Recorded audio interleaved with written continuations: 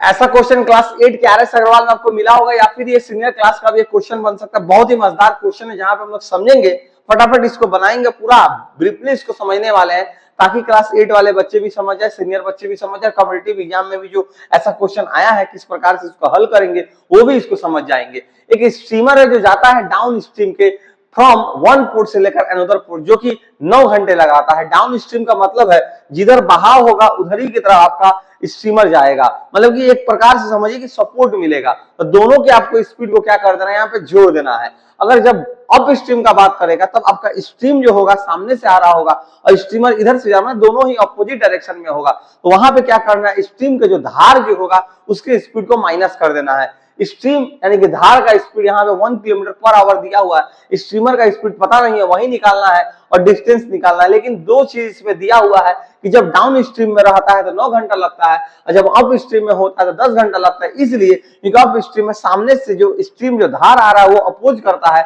जिसके वजह से लेट होता है स्ट्रीमर को। चलिए फिर इसको फटाफट बनाते हैं। अब पहले सबसे पहले यहाँ पे मान लेते हैं let the speed of streamer, जो कि हम मानने वाले हैं x किलोमीटर पर आवर, बहुत आसानी से। ठीक है, अब आपको पता है कि स्ट्रीम का स्पीड यहाँ पे दिया हुआ है, स्ट्रीम का स्पीड दिया हुआ है जो कि 1 किलोमीटर पर आवर यहाँ पे लिखा हुआ है। टाइम जो है आपको पता है कि 9 घंटा दिया हुआ है। टाइम कितना घंटा दिया हुआ है, 9 घंटा दिया हुआ है।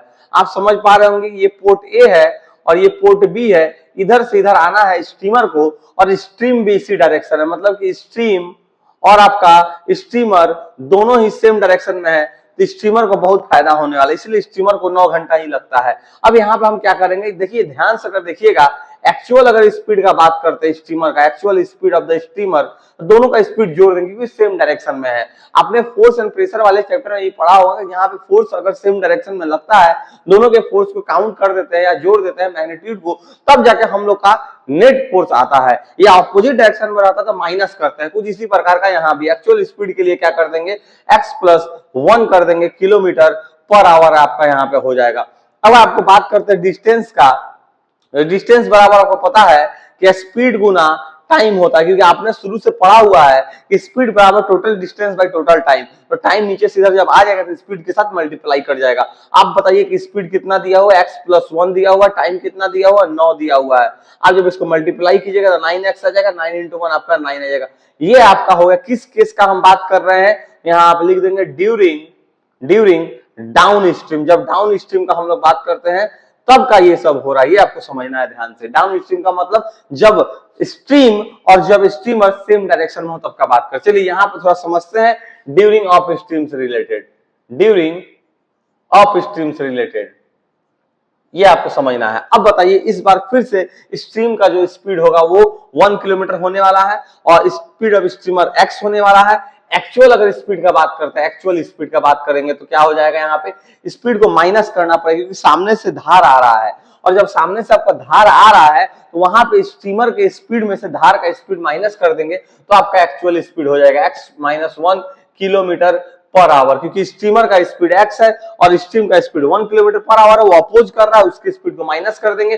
अगर यहाँ पे टाइम का बात करते हैं, क्वेश्चन में दिया हुआ ध्यान से देखिएगा 10 आवर कहीं लिखा होगा, देखिए यहाँ पे लिखा हुआ 10 आवर। फिर वही चीज अगर डिस्टेंस का बात करते हैं, वही डिस्टेंस का अगर बात करते हैं तो फिर से स्पीड गुना टाइम होने वाला है, यानी कि x माइनस 1 इंटू 10 आवर यहाँ पे होने वाला है।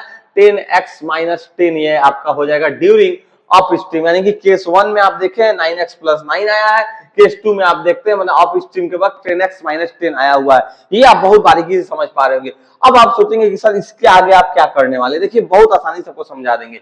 ए से बी गया था स्ट्रीमर, फिर बी से वही डिस्टेंस, देखिएगा ध्यान से लिखा हुआ है सॉरी यहाँ पे देखिए it covers the same distance, यानी कि ए से बी और फिर बी से ए, यानी कि इस बार क्या हो रहा है, इस बार क्या हो रहा है, इधर से इधर जाता है, बी से ए की तरफ जा रहा है। लेकिन इस बार अंतर यही है कि स्ट्रीम इस तरफ है और स्ट्रीमर आपका इस तरफ अपोज कर रहा है, इसीलिए यहाँ पे माइनस कर दिया गया है। लेकिन डिस्टेंस दोनों का क्या है, सेम है। हम यहाँ पे लिखने वाले हैं distance during upstream is equal to distance during downstream. Distance during downstream, यहां तक दिख रहा है ना, ठीक है। अब देखिए डिस्टेंस ड्यूरिंग अप स्ट्रीम, देखिए अप स्ट्रीम के वक्त का डिस्टेंस 10x माइनस 10 दिया हुआ है।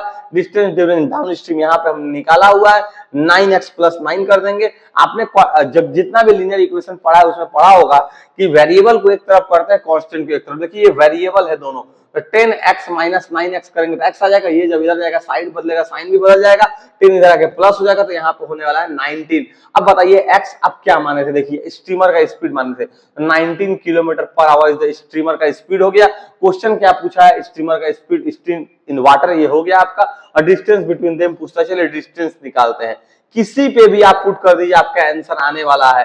कोई भी डिस्टेंस ये लीजिए चाहे ये लीजिए, 10x माइनस 10 कर देते हैं, आपका हो जाएगा 10 इंटू एक्स, आपका हो जाएगा 19 माइनस 10 यानी कि 190 माइनस 10, तो आपका होने वाला है 180। ये आपका किलोमीटर आंसर हो गया, ये हुआ आपका डिस्टेंस। आप सोचेंगे सर इसी पे क्यों पुट किए हैं, चलिए आपको कमेंट करके बताना है कि इस पे पुट करके एक्स का वैल्यू देख के बताइए कि क्या 180 किलोमीटर आया है। अगर आया है तो समझिएगा ये क्वेश्चन और ये सॉल्यूशन सब सही है, अगर नहीं आया तो कहीं मिस्टेक हुआ, आप कमेंट करके बताइएगा कि ये पूरा सही है या नहीं है। वेरीफाई कीजिए कि यहाँ पे पुट करने के बाद आंसर आता है या नहीं आता है। आपने बारीकी से इस क्वेश्चन को समझा, पूरा क्वेश्चन हमने बता दिया बहुत बारीकी से शॉर्टकट में समझा के, ताकि आपको पूरा समझ में आए। क्लास 8 वाले बच्चे हो, 9th 10th या फिर कंपटीशन वाले बच्चे हो, ये पूरा समझ पाएंगे क्वेश्चन को। ठीक है, फिर मिलते हैं ऐसे ही प्रकार के शानदार वीडियो के साथ, फिर मिलेंगे, तब तक के लिए धन्यवाद।